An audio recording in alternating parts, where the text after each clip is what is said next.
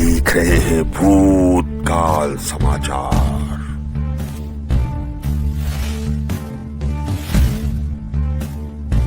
आपका स्वागत है हमारे चैनल में। मैं हूं आपके साथ अपने गुप्ता। चलिए चलते हैं आज की खास रिपोर्ट पर। अगर आपको हमारी वीडियो अच्छी लगी हो तो प्लीज लाइक करें, शेयर करें एंड सब्सक्राइब करें। Thank you.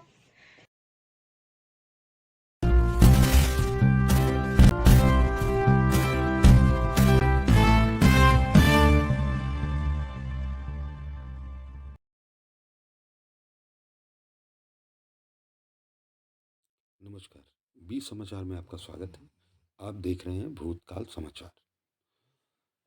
कल 26 जनवरी की तैयारियों को लेकर के विधानसभा तैयारी का जायजा लेने पहुंचे Lucknow police commissioner SB Shirodkar.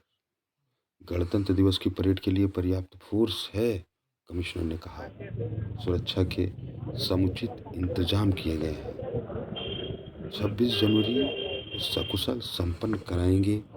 Commissioner ने कहा कि कार्यक्रम को सकुशल कराएंगे। सोशल मीडिया पर पुलिस मॉनिटरिंग कर रही है। सौहार्द बिगड़ने वालों के खिलाफ सख्त कार्रवाई होगी, कमिश्नर ने कहा।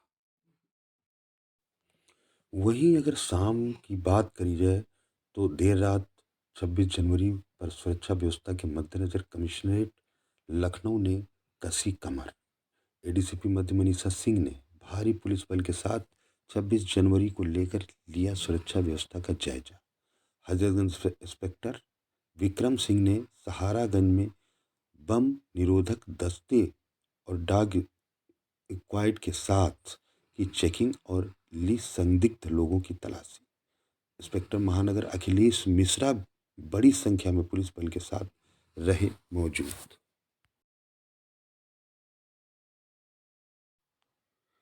इस वक्त हमारे बीच में एक और महिला जुड़ रही हैं जो कि हमारी दर्शक हैं और समाज सेवा, लगातार समाज सेवा करती रहती हैं। तो अभी हम उनसे सीधे बात कराते हैं और देखते हैं कि किस तरीके से उन्होंने क्या तैयारियां की।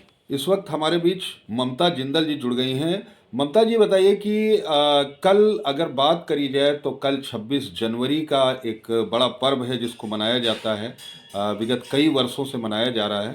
तो एक बार जो हमारे दर्शक देख रहे हैं उनको आप बताएं गणतंत्र दिवस के बारे में और जिस तरीके से जो मनाया जाता है, क्योंकि आप मिशन मोदी अगेन पीएम की अगर बात करी जाए तो वहाँ की लखनऊ और बनारस की प्रभारी हैं। तो जो हमारे दर्शक देख रहे हैं उनको एक बार आप बताएं विस्तार में। सबसे पहले तो परिचय दे दें अपना। सर नमस्कार और बहुत बहुत धन्यवाद। आपने गणतंत्र दिवस के लिए जो पूछा 26 जनवरी, ये मैं ममता जिंदल, आपके मिशन मोदी अगेन पीएम राष्ट्रीय अध्यक्ष राम गोपाल काका जी हमारे, हम लोग उन्हीं के दिशा निर्देश से काम कर रहे हैं लखनऊ में भी और बनारस में। सर गणतंत्र दिवस ये 26 जनवरी जो है, इस सच मायने में पूछे तो संविधान की रचना रची गई थी, लेकिन फिर भी इसमें कुछ त्रुटियां रह गई थी जिसके कारण फिर ये 1950 में लागू किया गया कुछ समय के बाद। लेकिन आज भी जो वही पुराना तरीका था वो आज भी रायसीना से हिल्स से लेकर के राजपथ से स्टार्ट होता है, रायसीना हिल्स पे आता है, वहाँ से लेके लाल किले पे आकर के झंडारोहण होता है। जी, ये बताइए कि जिस तरीके से कल अगर बात करी जाए तो कल मिशन मोदी अगेन पीएम की ओर से आप 26 जनवरी के लिए क्या क्या कार्यक्रम कर रही हैं? बच्चों को, छोटे छोटे बच्चों को झंडे देना और उनको अपने देश, अपने समाज, अपने राष्ट्र के लिए इस बात के लिए प्रेरित करना कि ये 26 जनवरी कोई आसान नहीं है, बहुत बड़ा उत्साह से मनाने का ये एक त्यौहार की तरह है। इसको आप खाली गाना गा के नहीं मनाएंगे, आप इसको उत्साह से झंडा फहराएंगे, फहरा के ये हमको बताना है कि संविधान जिससे हमारा देश चलता है, उस संविधान की रचना 1947 में हुई, लेकिन फॉलोअर्स जो थे वो 1950 में हुआ। फिर भी हमारे मोदी जी के समय से एक बात हम आपको बता रहे हैं, ये हुआ फिर 26 नवंबर 2015 से ये पूर्ण रूप से अब संचालित चल रहा है। जी, ये बताइए कि जिस तरीके से अभी अगर बात करी जाए कि राम मंदिर इस वक्त इस वर्ष जो है 26 जनवरी भी है और 22 जनवरी को राम मंदिर की स्थापना हुई है। तो ये मुझे लगता है कि एक ऐतिहासिक और पहला एक ऐसा जो 26 जनवरी का मौका है, वो एक ऐसा मौका आया है जो कि शायद काफ़ी वर्षों बाद और किस तरीके से, तो थोड़ा-सा जो हमारे दर्शक देख रहे हैं उनको भी एक बार विस्तृत जानकारी दें। देखिए, इस समय हमारे रामलला की प्रतिष्ठा हो चुकी 22 तारीख को। रामलला तो जन जन में कण कण में थे ही, और इसको सबने, पूरे राष्ट्र ने माना है, विश्व गुरु हो ही चुका है हमारा देश। लेकिन आप एक इस चीज़ को माने कि अब उसके बाद हमें 4 दिन में ही 26 जनवरी मिल गई। ये 26 जनवरी आसान दिन नहीं है। ये मेरे रामलला के लिए तो, और भी जैसे हमारे हनुमान जी का तिरंगा लहराया था, इसी तरह मेरा राम का झंडा लहराया था 22 तारीख को।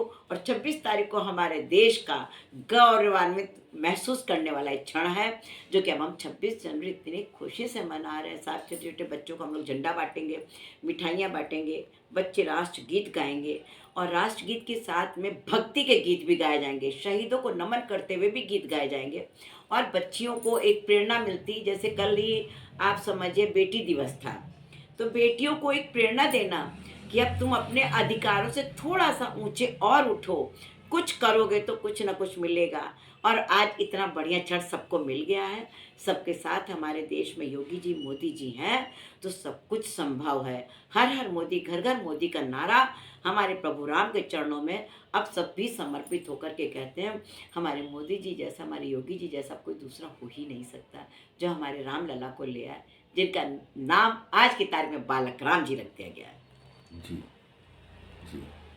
बहुत अच्छा आपने बताया कि जिस तरीके से बच्चों को एक प्रेरणा देनी है अपने देश के प्रति, जो जिस तरीके से जो देश की एक तरीके से बात करी जाए संविधान की और देश के बारे में जानकारी और झंडे देना, तो वो ये एक अच्छी बात है कि पहले लोग देखा जाए तो सिर्फ नेता लोग ही ये काम किया करते थे, अन्य लोग नहीं करते थे। लेकिन आज की डेट में जिस तरीके से आप लोगों ने समाज सेवा को ले करके आप लोग आगे बढ़ाए हैं, जागरूकता जिस तरीके से किया है।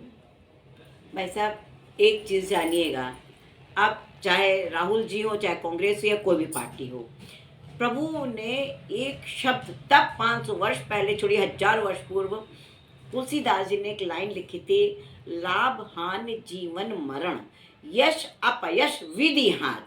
तो कोई भी अपने ऊपर बुराई ना ले, ये सब ईश्वर की करनी थी, करनी है, जो वो मोदी को लाए। मोदी जी के आने के बाद से हमारे योगी जी आए हैं, और आज हमको ये जो क्षण मिला है वो हम परमात्मा के चरणों में समर्पित कर दें। सब लोग भगवान से माफ़ी मांग ले, जो भी विरोधी जन थे, और जो भगवान के संबंध में, संपर्क में, भगवान के साथ त्याग में जो भी तपस्या कर रहे हैं, उपासना कर रहे हैं, साधना कर रहे हैं, आध्यात्मिक रूप से भगवान को मानने वाला इस बात को मान ले कि फिर मैं बात बोल रही हूँ, हो ये जोई सो राम रचि राखा, को करी तर्क बढ़ावई साधा, फिर मैं करी लाभ हानि जीवन मरण, यश अपयश विधि हाथ। आप परमात्मा को सौंप दीजिए, परमात्मा सबका भला करेगा। विरोधी भगवान की शरण में आ जाए तो उनका भी भला हो जाएगा। जी जी भाई साहब, जी, बहुत बहुत धन्यवाद। भाई साहब, प्रणाम प्लीज।